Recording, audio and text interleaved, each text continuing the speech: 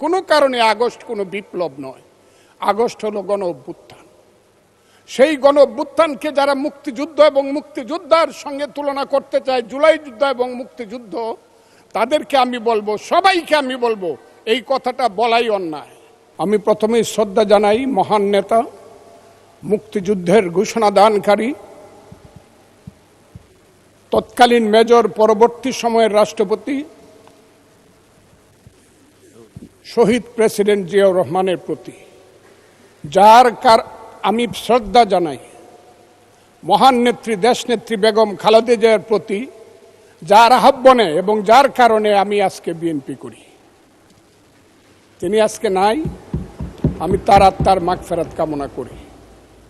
আমি বক্তব্যের আগেই আমাদের নেতা প্রধানমন্ত্রী জনাব তারেক রহমান, তাকে উদ্দেশ্য করেই বলবো, মর্নিং শোজ দ্য ডে। ওদের স্বপ্ন পূরণে পাশে থাকতে পেরে আমরা গর্বিত। সকালবেলায় দেখা যায় বিকালটা কেমন যাবে। আমাদের প্রধানমন্ত্রী এই দেশের জন্য, এই দেশের উন্নয়নের জন্য প্রথম থেকেই যে কর্মসূচি নিয়ে কাজ করছেন, কালকেও যশোর থেকে উলসি খাল খনন করে তিনি এসেছেন।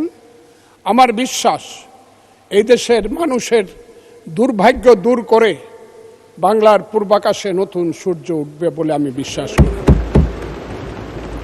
মাননীয় স্পিকার, রাষ্ট্রপতি ভাষণের উপরে আমার মিক্সড ধারণা আছে। আমার প্রথমেই বলতে হবে, সেই সত্য যা রচিবে তুমি, যা ঘটে তা সত্য নয়, কবি তব মনোভূমির, রামের জন্মস্থান অযোধ্যার চেয়েও সত্য যেন, বাল্মীকির কবিতা। কারণ হলো, মাননীয় রাষ্ট্রপতি যা যা বলেছেন, আমি প্রথমেই বলি 2, 3 এবং 4 নম্বর প্যারা।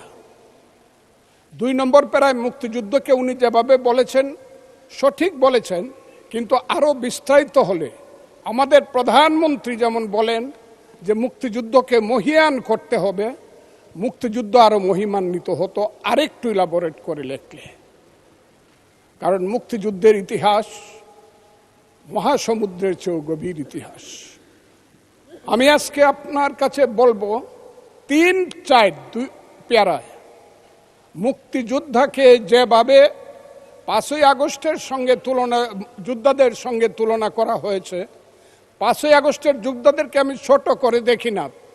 তাদের যারা শহীদ হয়েছে আমি তাদের প্রতি শ্রদ্ধা নিবেদন করি এবং তাদের আত্মার মাগফিরাত কামনা করি। শহীদ আমি ছিলাম 5ই আগস্টে, তার আগে 10 বছর যাবত, যেদিন থেকে আমি বলা শুরু করেছিলাম আওয়ামী লীগ একটি অভিশপ্ত রাজনৈতিক দল, সেই দিন থেকে 10টি বছর নিরন্তর আমি যুদ্ধ করেছি।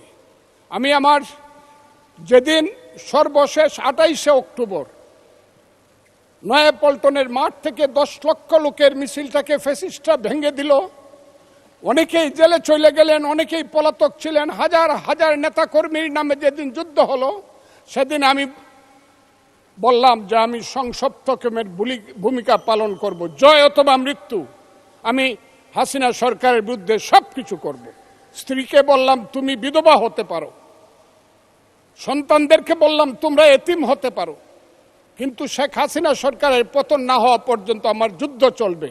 এবং আমি বোধহয় একমাত্র ব্যক্তি যে 4 আগস্ট দুপুর 1টার সময় বলেছিলাম যে আগামী 24 ঘন্টার মধ্যে শেখ হাসিনা চলে যাবে, কারণ তার সরকার উত্তর সিরানা হয়ে গেছে, এবং 23 ঘন্টার মধ্যে শেখ হাসিনার সরকার চলে গিয়েছিল। আমি সেই আন্দোলনে ছিলাম। বলতে পারেন মিছিলে ছিলেন না, আমি মিছিলে ছিলাম না আপনাদের মতো, কারণ আমার বয়স 23 বছর ছিল, তখন আমি এরশাদ বিরোধী মিছিলের প্রধান নেতা ছিলাম আমি। কিন্তু এখন আমার বয়স 78 বছর। আমার ছেলে ব্যারিস্টার 5 বছর আগে, আমার ছেলে ইঞ্জিনিয়ার 10 বছর আগে, তারা 5 দিন পর্যন্ত বাসায় আসেনি, তারা মিছিলে গিয়েছিল, তারা কেউ বাসায় আসেনি।